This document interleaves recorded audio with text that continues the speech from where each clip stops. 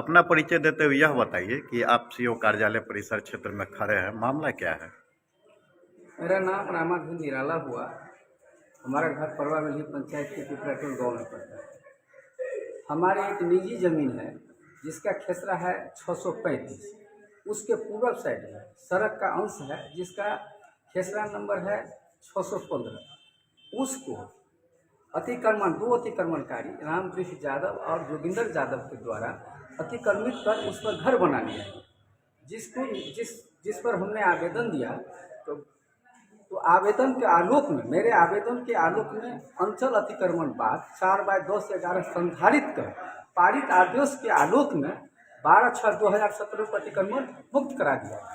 मुक्त कराने के उपरांत 216/17 सना में दर्ज करा दिया गया थाना में।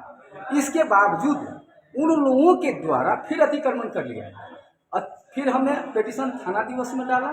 थाना दिवस में पिटीशन डालने के बाद जब 5 गुप्ता यहाँ थे तो अतिक्रमण खाली करा दिया गया और उन दोनों व्यक्तियों से फिर इस आश्रय का हस्ताक्षर ले लिया गया कि अतिक्रमण खाली करा दिया गया।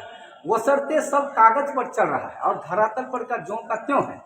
आज 15 वर्षों से मोटा मोटी अंचल कार्यालय, डीएसपी कार्यालय, एसडीओ कार्यालय, डीएम कार्यालय दौड़ते दौड़ते हम तबाह है।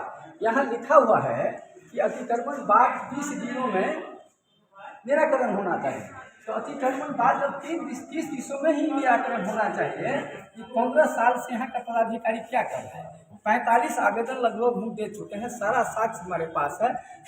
एसडीओ का आदेश है, उस पर जो है सो डीएम साहब का आदेश है और उस व्यक्ति के ऊपर अभी तक अंचल कार्यालय के द्वारा केस दर्ज नहीं किया गया। हमारे बच्चे, हम लोग जाते हैं तो मारपीट खा के आते हैं उस जगह से, जबकि रेवेन्यू सरकार को मैं दे रहा हूँ, वो हमारी निजी ज़मीन है और उसको इससे कोई मतलब नहीं है। यहाँ के प्रशासन, कोई कहेगा, सीओ कहेगा कि ये पुलिस का मामला है, थाना कहता है कि चूँकि भूमि है तो अंचल का मामला है। तो थाना दिवस बना क्यों? थाना दिवस तो इसलिए बना कि थाना दिवस में जो अतिक्रमणकारी है, जो पीड़ित व्यक्ति है, दोनों पक्ष से आप जो है सो ले लीजिए और निराकरण कर दीजिए। तो आप लोग निराकरण करने के लिए नहीं आए हैं तो सीओ का क्या जरूरत है, वहाँ थाना प्रभारी का क्या जरूरत है? और गलत सलत रिपोर्ट जो है वो थाना प्रभारी लोग सब देता है और अभी तक मेरा मामला ज्यों का त्यों है। और हमको बड़ा तकलीफ है कि 2 बार अतिक्रमण खाली करा दिया गया, फिर भी उस पर सनहा दर्ज क्यों नहीं की जाती है?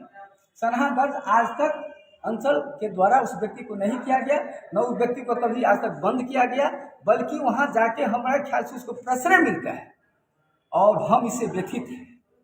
वर्तमान में कौन लोग अतिक्रमण किए हुए हैं? वर्तमान में वही लोग जो पूर्व में थे वही लोग करते हैं और स्थानीय कुछ लोग हैं जो उनको साथ देते हैं, जो थाना से मिले जुले हैं, बल्कि वर्दी है जिसको हम गांव का चौकीदार कर सकते हैं। और उनका फर्ज बनता है, जो जहां सनहा दर्ज है तो प्रारंभिक स्टेज में वो चौकीदार का फर्ज बनता है कि पुनः अतिक्रमण नहीं हो, बल्कि वही लोग अतिक्रमण कराते हैं और हमको कहते हैं कि ज़मीन बेचिएगा, आपको छोड़ेगा। इसका भीतर का मंशा हुआ है और थाना भी इस बात को जान रही है।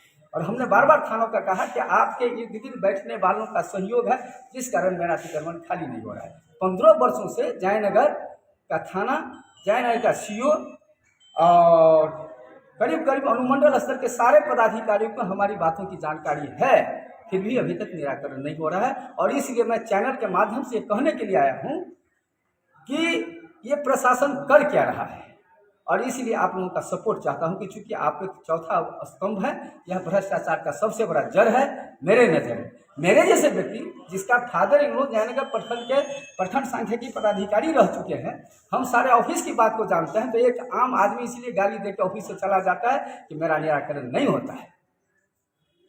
यही करूँगा, इस मामला को जहाँ तक है उठाइए ताकि हमारा समस्या का समाधान हो।